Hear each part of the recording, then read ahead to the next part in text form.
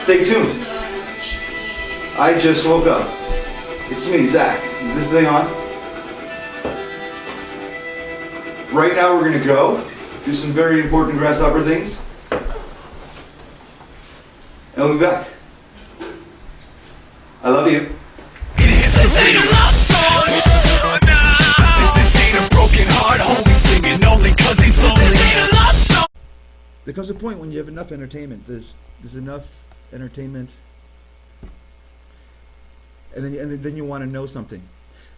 Here's what it is, as I see it. For many generations, we've had television.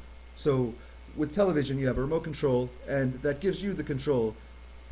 But it's an illusion. They call it the remote control because you are the king of the castle, and you're the boss of things. With anybody in that room that's paying attention to that box, you're the. But here's what's really going on, right? The control that you have is only in the number of channels that you can afford, isn't it?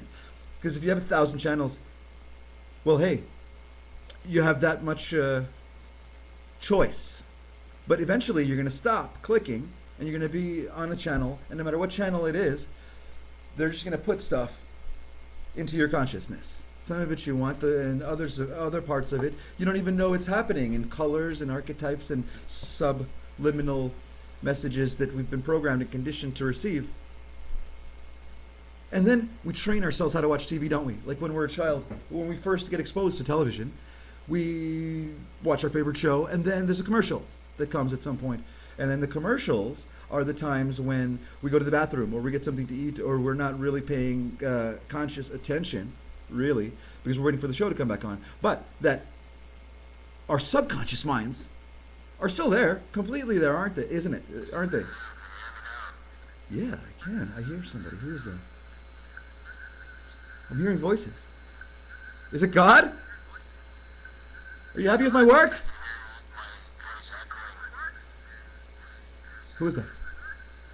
Is that you, Gabriel? It sounds like John Connor from the future.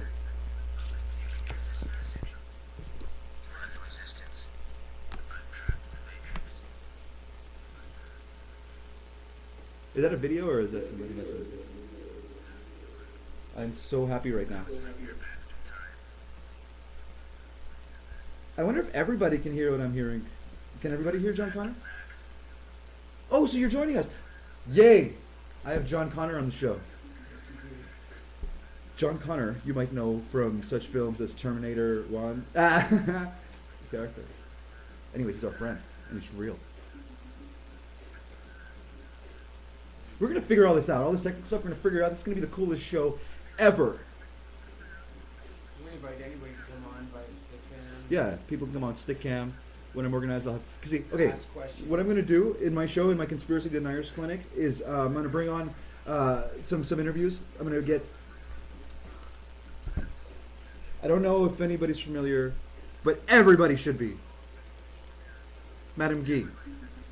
Her name is Ghislaine Langto. She has many names, actually. She changes her name. That's a thing about her. I wouldn't say quirky. She is a hero. She is an absolute inspiration, right?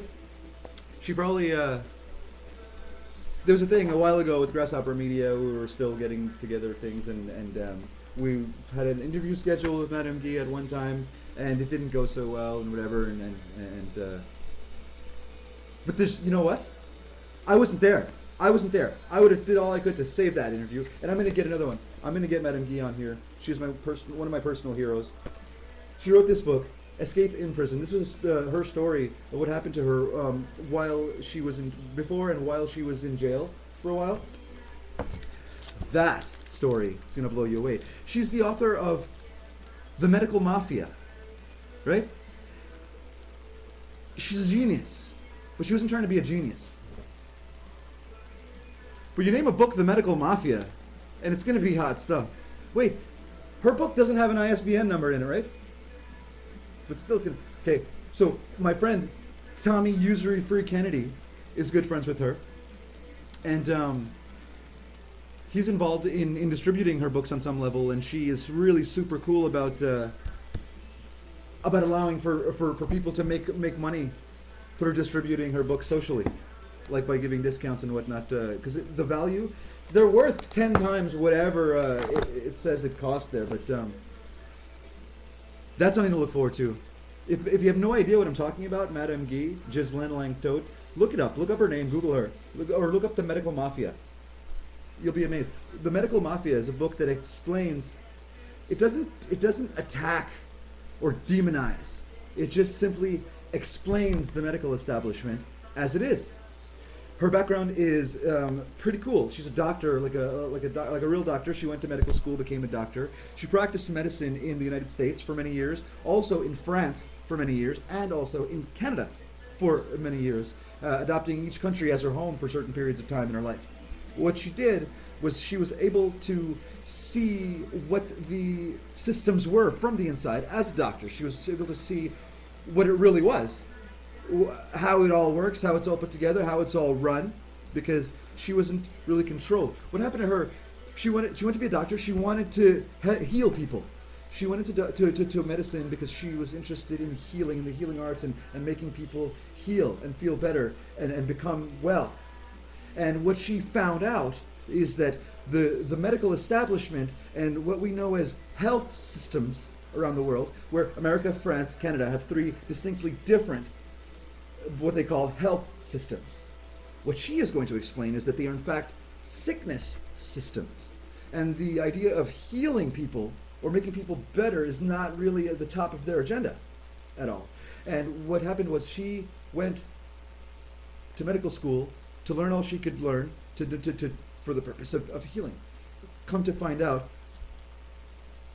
in many cases, that it was against the law or it was dangerous for her professionally to attempt to heal people. And then the healing arts that actually work get co-opted, like acupuncture. The art of acupuncture in Quebec, she'll explain to you in her writings about how it was completely co-opted by healing people. There was an underground, I guess it was Chinese people that were the proper practitioners of acupuncture. And you would have to find these people and go to them. Maybe they had offices and stuff or whatever it was, but it was more of an underground thing, to a degree, if you know what I mean. It wasn't mainstream. People go there, the doctor does their acupuncture stuff, and these people, they're healed. Right? Whatever is wrong with them is not wrong with them anymore, and they don't need to keep taking expensive medications and all that stuff. So the establishment can't have that. It very simply put, like, they can't have a cure for cancer be public. Okay? Let me just make sure I stick that in there. They don't want a cure for cancer to be public knowledge. This show might get shut down because the purpose of this show is to make such information public. I'm going to try to get interviews with Rick. I'm going to try to get an interview with Rick Simpson. He doesn't know this yet, but last night we just became friends on Facebook. And one day I have 54 friends. I don't know. Is that good? Is that good or what? I'm new. I don't know what to do. Rick Simpson. If anyone's unfamiliar with who Rick Simpson is, Rick Simpson is another hero. Rick Simpson had cancer. Rick Simpson had a few types of cancer, or whatever it is, and Rick Simpson went to his doctor, and his doctor had exhausted all of the treatment options, and the doctor sent him home to die. Sorry, Rick Simpson, we don't have any more treatment options. We've exhausted them all. Go home and die. And Rick Simpson said, okay, I'll just go home and die then. But he didn't really mean it.